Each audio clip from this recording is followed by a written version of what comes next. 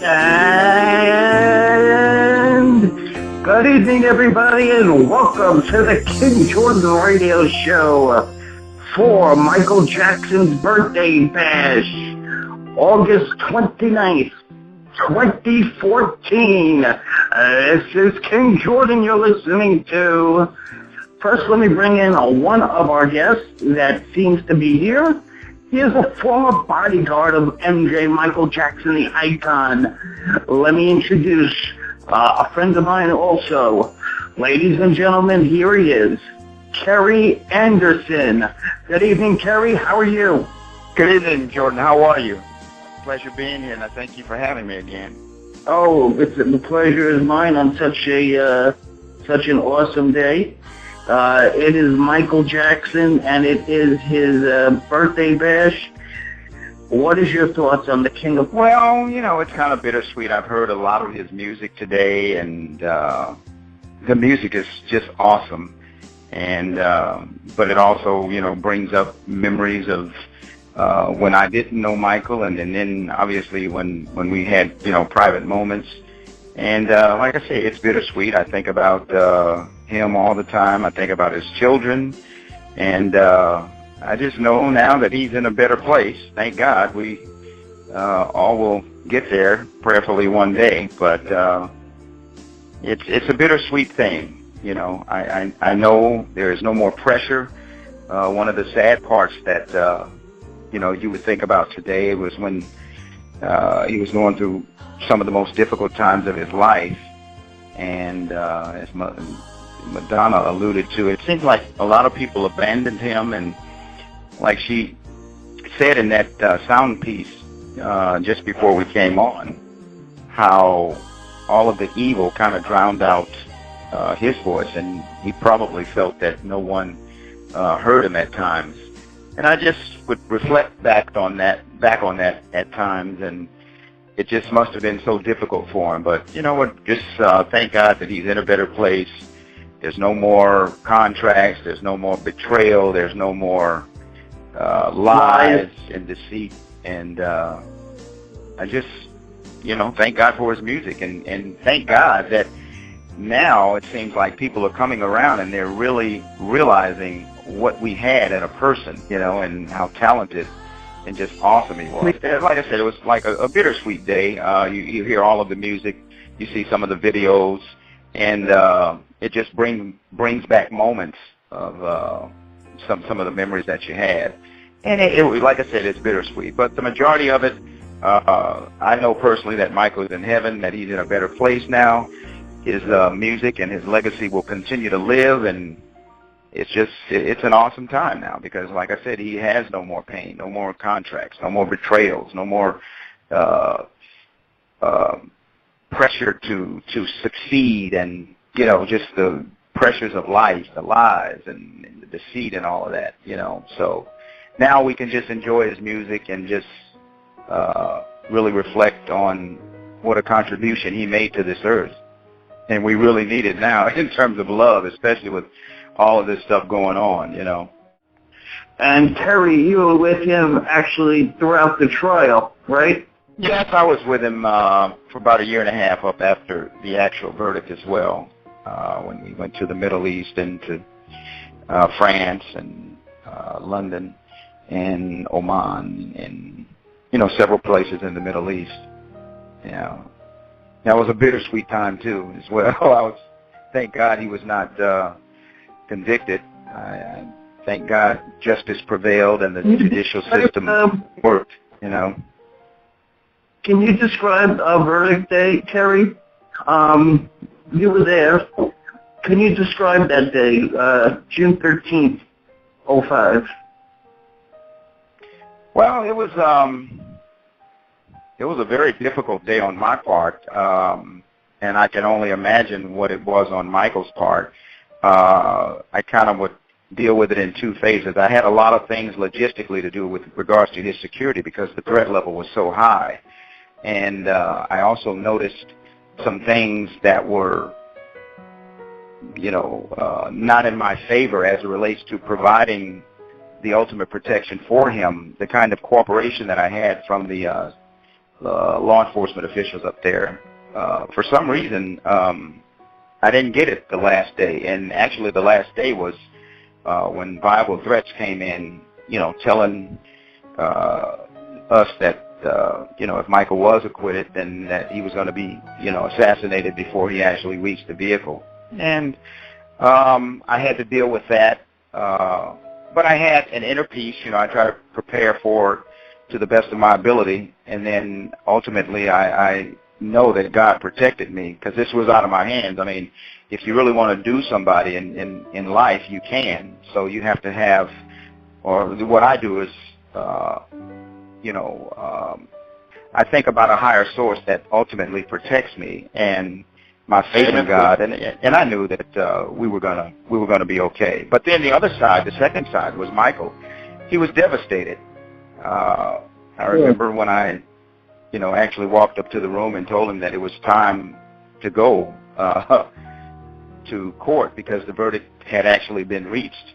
And then, there's stories about some of the things that they did. I'll go into it later on some of the things that I know that they tried to trip us up on the actual last day, as relates to causing us to be delayed and responding to the trial, because we actually had a time that we had to be in court once we were notified. And that day, the day that he was in the hospital, and everybody made a big deal about saying he had pajamas on, big deal. But what was the story with that? His back was out? I mean, he must have been in some severe pain, right? Yeah, he was in some serious pain. The night prior, well, that's not what the night people prior, don't talk about. Early. People don't talk about that. They just want to talk about the fact that he was in pajamas. That was the story. They don't tell you how crucial the poor fellow's back was. Well, I tell you what, if you knew what really happened to him, and I don't know if you've ever experienced a muscle spasm. I have. I played sports in high school, and I had muscle spasms. That was the only time I'd ever Mike knows about this. He follows sports. Right, Mike? Yeah. You want to weigh in on? I had muscle spasms in college when I played college football, and it just like Terry alluded to. Mike's a football player. That's right. So yeah, how bad is that? Yeah, it'll shock your whole body, and it's nothing to mess with. The fact that he had what Kerry's describing, don't you think it'd be hard to get there, period, let alone in pajamas? Do you think that they put too much emphasis on that stupid big deal that he had pajamas on? He was coming from the hospital. He had to rush there. Yeah, well, you know how the media is, and Terry could probably tell you the same thing. They don't care what the problem, why the reason was. They're just gonna jump on the fact that he was wearing pajamas, and that's basically how and that's a pure example of how the media was basically nitpicking on him, and getting any kind of story that they could. Kerry, what's your take on that?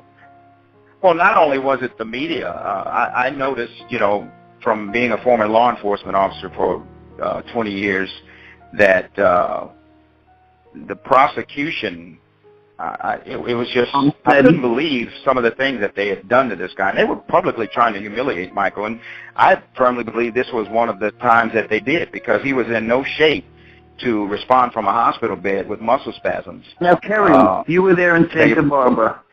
In your opinion, is it true about the rumors that Tom Sneddon had it out for Michael Jackson? I believe he did, just based on my personal observations. Absolutely, he violated all kinds of rights as relates to search and seizure. I think it was a prosecutorial nightmare. I think he abused his power. And it was a bad deal. I've never seen anything like that. Even on hardened criminals that are recidivists, that have been in and out of prison, I've never seen people treated like that in court. How many sheriffs did they send there? The 70 sheriffs? Tom Ezra said, I believe? Yeah, it was 70 sheriffs. 70. Serial killers don't get that. I had experiences with Diane Diamond during the actual trial, and she had just a venom and just she just hated Michael Jackson, and I don't understand. Sometimes I didn't. It was like, are these people just trying to represent, their networks, and they have taken a position of he's guilty already before he's even tried and before the trial has been adjudicated, and it was just terrible. It's how a person could have that much venom and distaste and hate for a person that is so loving and kind and nurturing, and is so, he gives to charitable organizations, and he's never done anything. But it gets back to, I think, negativity and the pedophile thing that sells, especially with the biggest star in the world. Sells, right? Right. And you just think Diane Diamond wouldn't even know her name had it not been for that trial and her stance against Michael Jackson. You're very right down. I didn't even know who she was until she started with the trial. I had no idea who that person was. That was you want to begin? That was basically her big break right there, I guess. And he, just like what he said, she's very venom. I mean, and I saw a real conniving way about her as she was talking, because one minute, she's pulling out the daggers, and the next minute she's kind of, trying to act like, like that she really cared for Mr. Jackson. And, I hope she sleeps well at night. This guy, Stacey Brown, who claimed to be a friend of the Jackson family during the 2005 trial, she recently wrote an article in the Post calling him via the maids, saying that he is the messiest person on earth and that he did molest kids. What do you think of this guy, Stacey Brown, and his comments? One breath saying he knows the Jackson family, and on the other breath, selling newspaper articles with Michael Jackson's name. I believe that as time will go on, there'll be more attention seekers and false accusations. Well, I don't have too much to say about those people, because I think when you mention their names, you're giving them some kind of platform or forum, and I don't really think they deserve it. And the same thing with this Stacey Brown character.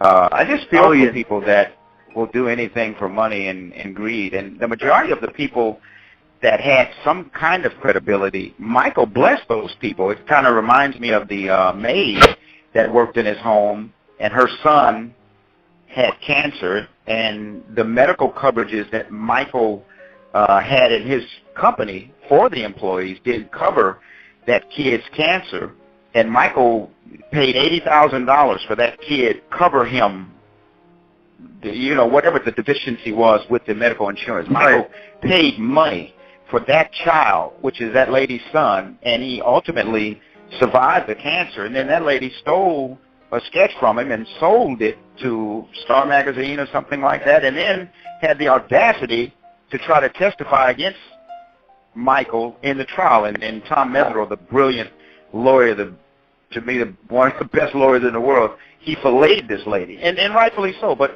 people are terrible, man, when they are greedy and they don't love, and they do unto others as you would, Absolutely. not have them. It's just unbelievable what people will do, and this is not going to be the last of it. I think this Wade guy and whoever this other character is that are coming up with these allegations, it's just unconscionable what people will do. It's terrible. It really is. Absolutely.